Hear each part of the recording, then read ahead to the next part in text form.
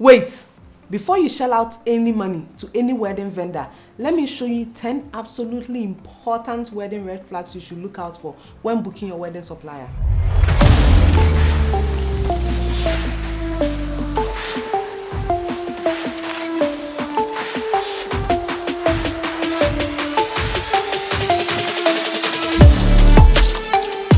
Well, hello there, lovely people. Welcome back to another episode of Journey to Yes with Nanama. If you are new here, I am Nanama, a wedding planning coordinator with Dream Wedding Planners. And as I always say, I know way too much about the Ghana wedding industry to keep it all to myself. Hence, your new internet bestie who is going to help you plan the most stress-free wedding ever. So subscribe and hit that notification bell so you don't miss any juicy content. So before we delve into today's topic, if you're a lover of quality and luxurious hair bundles and wigs like what I have on, then do hit beauty faculty on all social media platforms for yours. Like any relationship, trust is one of the most important pillars.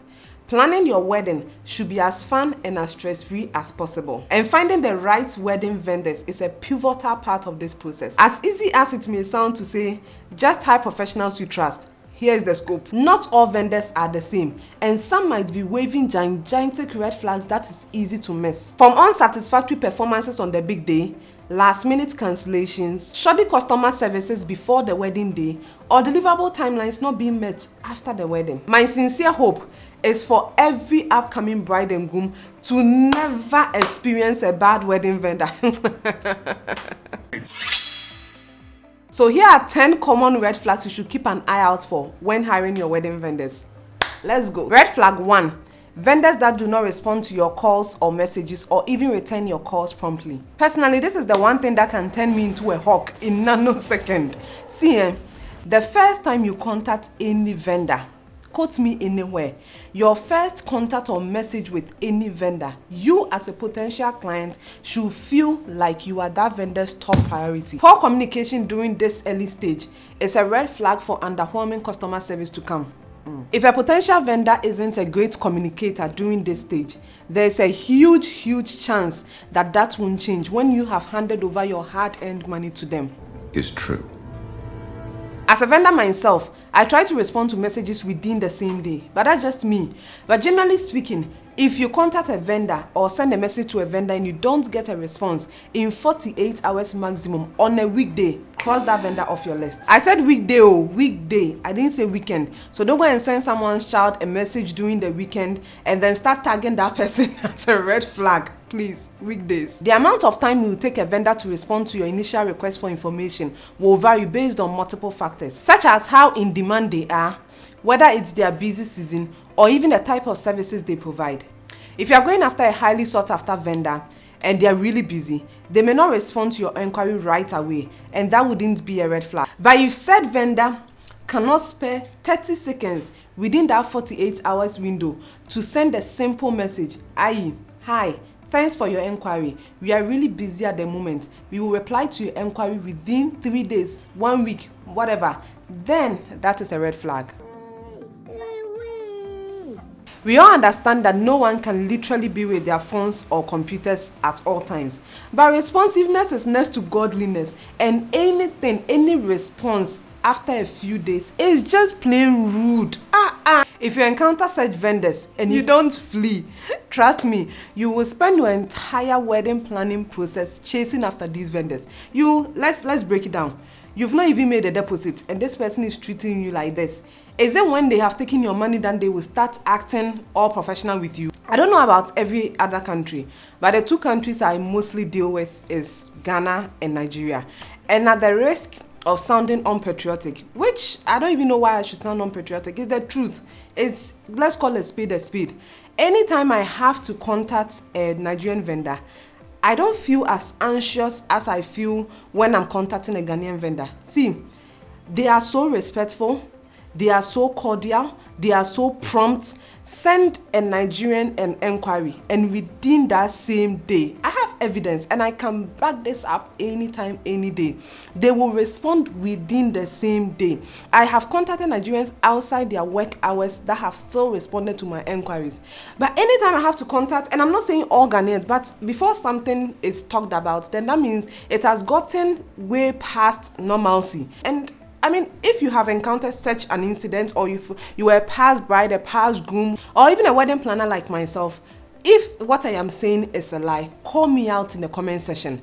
This has gone on for too long, where you make inquiries. Do you know, I even sent a message to a fashion designer recently, a few days ago. I was like, I don't know what kind of service you are running, but why should it take you 17 days to respond? This is the preliminary stages. This is the early stages of our discussion. I'm asking for the price of a bride's gown. Just quotes. You give me a quote. I came back. I said, this is what the bride can work with. And that short conversation that can literally take us 30 minutes or even 10 minutes has taken us 17 good days. I have enquiries that takes like a month. I have enquiries, something simple. It's like you send a whole message and that person will come and respond with yes, no, okay, maybe.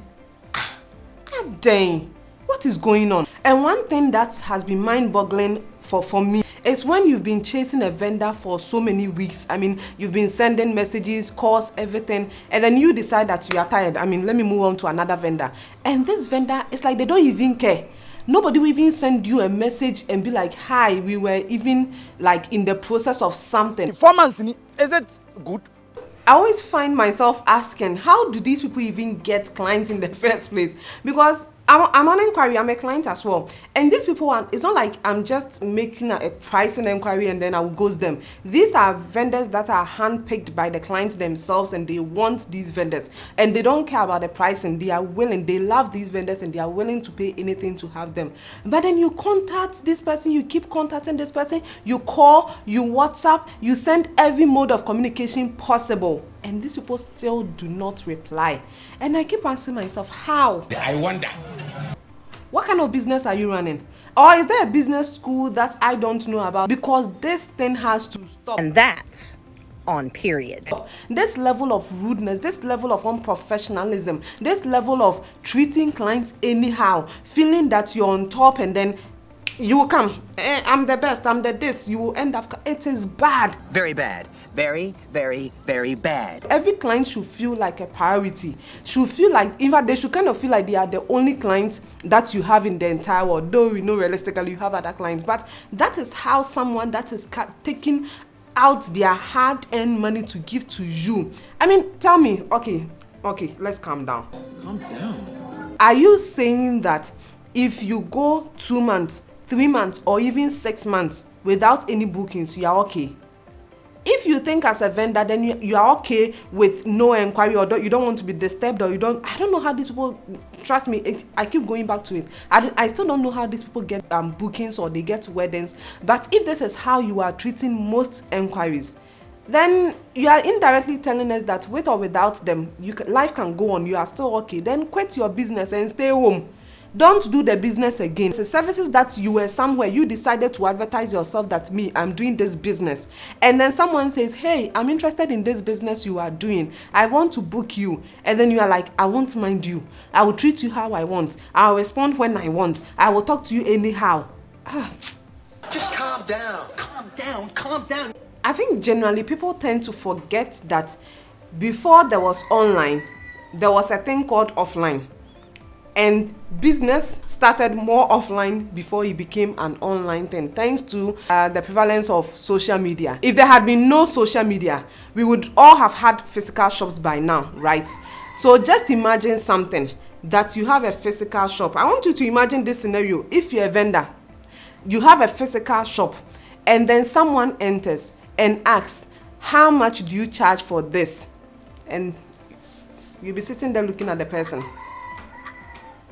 You're just looking at the person. Would you look at that person straight for 3 days? Would you look at that person straight for a week? Would you look at that person straight for 17 good days? No, you wouldn't do that. You respond immediately. So that should translate to your online business.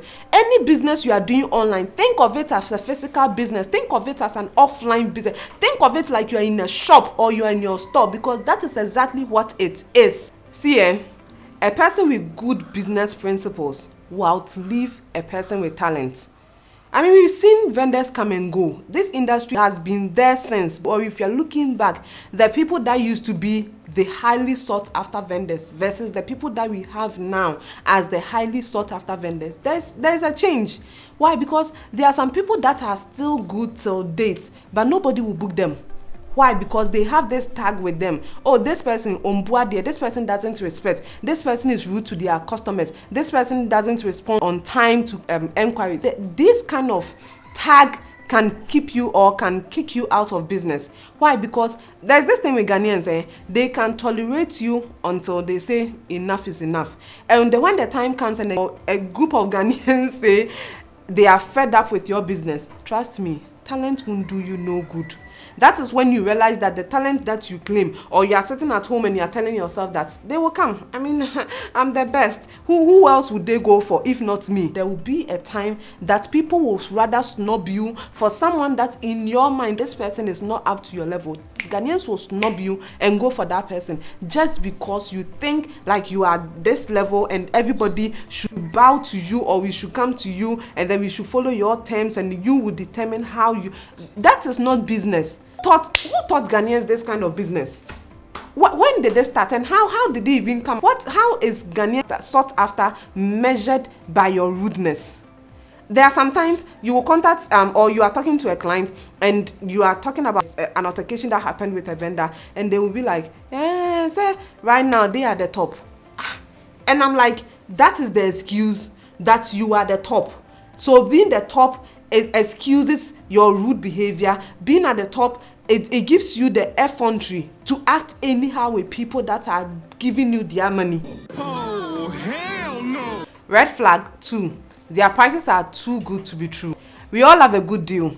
But when you contact a vendor and you realize that the price they are giving you for their services is way lower than the usual price on the market, then that is a red flag. The expression "you get what you pay for" rings true in weddings, especially since it's a day you can never get back. If a potential vendor charges lower than the industry standard in your area, you should take a closer look and ask why. Ask yourself, do they have the same level of experience? Do they use professional equipment? Are there hidden costs? Do they have solid, legitimate business practices? Hearing a vendor say they can't give you what you want may sound or look like a red flag at first, but personally, I would rather love such vendor than the one that will overpromise and underdeliver. A good vendor is one that knows what they are doing, gives you a fair price, manage your expectations, and is upfront to say whether something will cost you more or not. Such vendors are not in to make a quick buck and go. They are telling you the truth. It may be hard to hear, but those are the better vendors. Red flag 3. No contracts or unclear terms. This is a major do not book. If a vendor you are eyeing does not have a contract in place, do not book them. And that is on Period. A reputable vendor should provide you with a clear contract that outlines their services, their fees, and any applicable terms and conditions. I recently encountered this no contract issue a couple of weeks ago with a makeup artist. So my client desired this makeup artist and asked me to book that makeup artist for her. So I went to her website, I checked her packages, I chose a package that would be suitable for my client. Then I took a WhatsApp number and contacted her. So she told me all that I need to know about her business, and I was like, okay, cool, works for me. Can we now put it in a contract? Ladies and gentlemen, shout flee. Why are you running? Why are you running? Can you believe that this makeup artist told me that first, she doesn't have a working contract in place. 2, she is unwilling to add that to her booking process.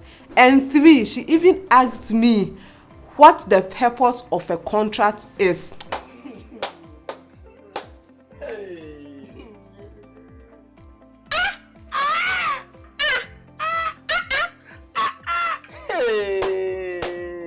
I couldn't run fast enough. I knew such a person was a no-go area for me because makeup artists are part of the key wedding vendors.